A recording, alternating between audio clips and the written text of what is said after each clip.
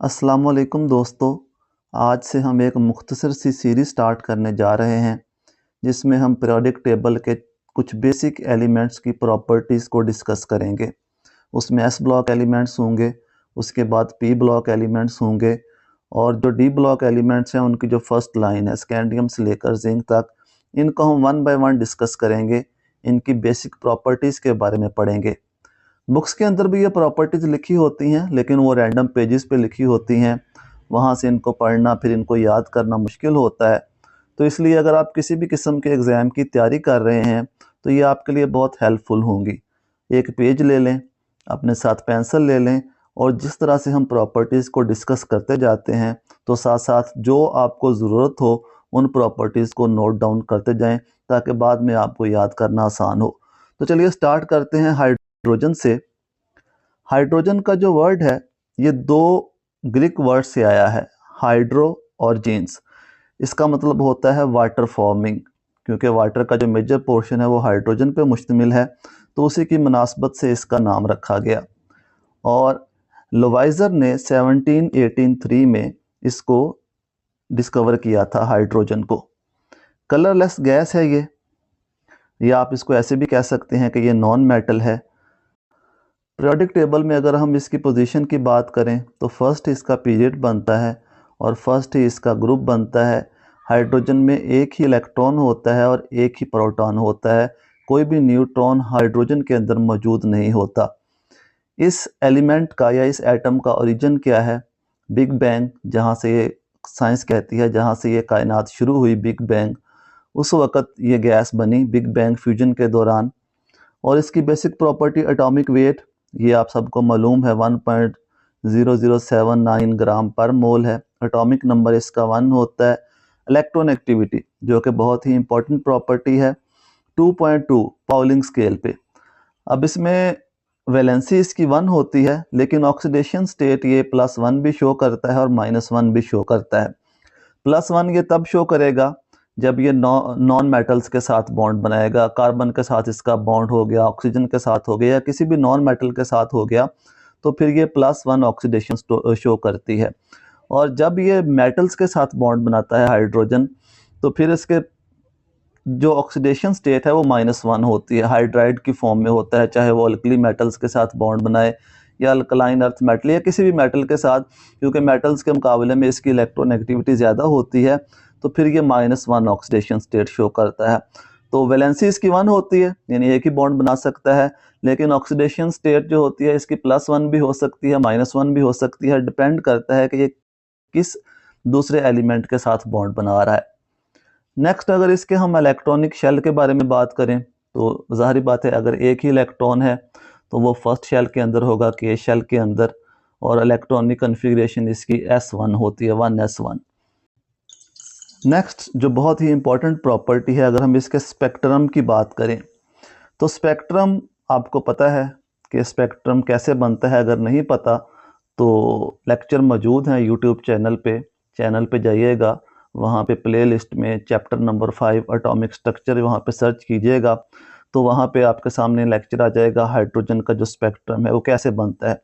तो हाइड्रोजन को एक डिस्चार्ज ट्यूब में फिल किया जाता है। जो ट्यूब आपको नज़र आ रही है इसको डिस्चार्ज ट्यूब कहते हैं।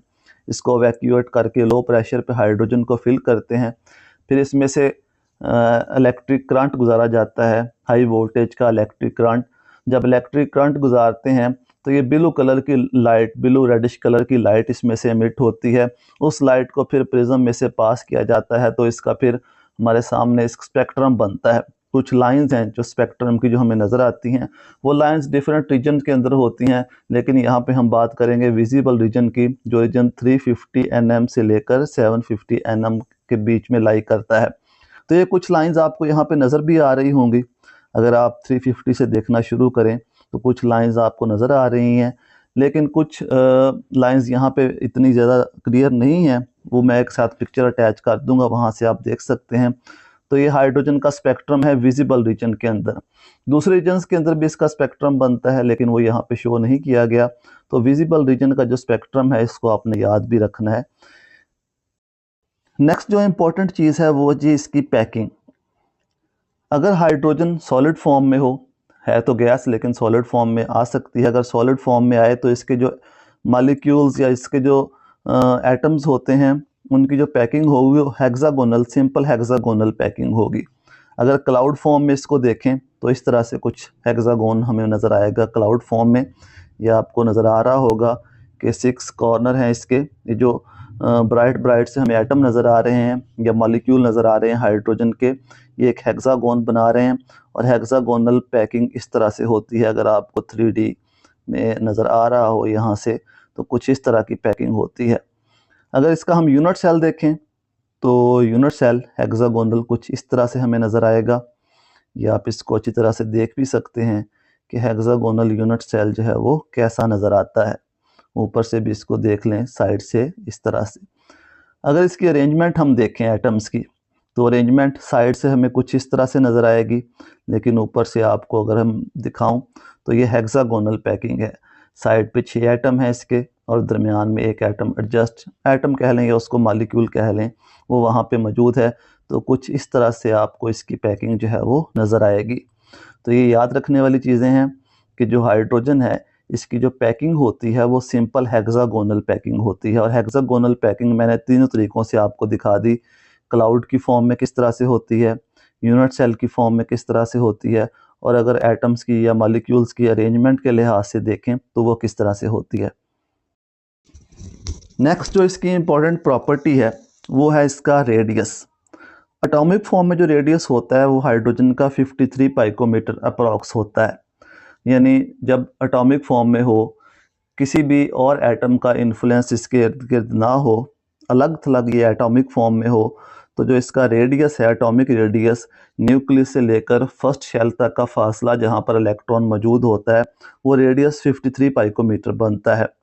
अगर हम कोवलेंट रेडियस की बात करें तो कोवलेंट रेडियस इसका होता है तकरीबन 32 पाइकोमीटर। जब हाइड्रोजन किसी दूसरे एटम के साथ कोवलेंट बॉन्ड बनाता है तो उस वक़्त जो उसका रेडियस होता है, कोवलेंट रेडियस की डेफिनेशन अगर आपको पता हो तो वो रेडियस बनता है 32 पाइकोमीटर। ये दोनों रेडियस तो आपने काफ़ी बार सुने होंगे। एक थर्ड किस्म का भी रेडियस होता है वैन डर वाल रेडियस। वैन डर वाल फोर्सेस का आपने नाम सुना होगा कि एटम्स जो हैं या मॉलिक्यूल्स एक दूसरे को वैन डर वाल फोर्सेस के ज़रिए भी अट्रैक्ट करते हैं। अगर हम एटम्स को हार्ड स्फीयर कंसीडर करें कि एटम्स हार्ड स्फीयर हैं और उनके दरमियान वैन डर वाल फोर्सेस हैं, तो उस वैन डर वाल फोर्सेस के नतीजे में जब एटम एक दूसरे के मैक्सिमम करीब आते हैं तो उस वक्त उनके न्यूक्लियस के दरमियान जो फासला होता है उनको हम वैन डर वाल रेडियस कहते हैं। तो हाइड्रोजन का जो वैन डर वाल रेडियस हो सकता है अप्रॉक्सीमेट वो 120 पाइकोमीटर हो सकता है। इसकी पिक्स भी होंगी, वो साथ में अटैच कर दूंगा, वहाँ से भी आप देख लीजिएगा कि वैन डर वाल रेडियस और कोवलेंट रेडियस में क्या फ़र्क होता है। एटॉमिक रेडियस तो बिल्कुल एक अलग थलग फॉर्म में होता है, तो उसका इससे तल्लुक नहीं है। जो कन्फ्यूजन होती है वो असल इन दोनों में होती है, कोवलेंट रेडियस और वैन डर वाल रेडियस में। वैन डर वाल फोर्सेस एक अलग चीज़ होती हैं और कोवलेंट बॉन्ड जो होता है वो एक अलग चीज़ होती है, तो इसलिए रेडियस में भी फ़र्क होता है। और लास्ट में ये कुछ प्रॉपर्टीज़ हैं, इनमें जो कुछ आपके काम की हैं वो आप लिख सकते हैं। फॉर एग्जांपल ये मैग्नेटिज्म है, डायामैग्नेटिक होता है। ये जो क्योंकि इलेक्ट्रॉन्स पेयर्ड अप होते हैं हाइड्रोजन के अंदर, तो ये डायामैग्नेटिक होता है, यानी कि मैग्नेटिक फील्ड की तरफ ये अट्रैक्ट नहीं होता। और कोई अगर इसमें प्रॉपर्टी आपके काम की है, स्पेसिफिक हीट भी आपको नज़र आ रही हो, एक्टिविटी भी आपको नज़र आ रही होगी, इलेक्ट्रॉन अफिनिटी की वैल्यू भी नज़र आ रही है 72.769 किलो जूल पर मोल। तो ये वैल्यू भी अगर आपको चाहिए तो यहाँ से लिख सकते हैं। मोलर वॉल्यूम और जो आइडियल गैस के लिए होता है 22.414 डेसीमीटर क्यूब या 22414 सेंटीमीटर क्यूब, ये वैल्यू आपको वैसे भी याद होनी चाहिए। हाफ लाइफ इसकी इन्फिनिटी है, स्टेबल होता है तो इसलिए हाफ लाइफ जो है इसकी इन्फिनिटी है। न्यूक्लियस की इंटीग्रेशन इसकी नहीं होती। तो ये कुछ बेसिक प्रॉपर्टीज़ थी जो मेरे पास मौजूद थी स्लाइड की फॉर्म में, तो मैंने सोचा आपसे शेयर कर लूँ, हो सकता है इससे आपका फ़ायदा हो। अगर आपको डिटेल में किसी भी टॉपिक के बारे में लेक्चर चाहिए फर्स्ट ईयर या सेकंड ईयर, तो वो चैनल पर मौजूद है, वहाँ से जाके आप उसको देख सकते हैं। शुक्रिया।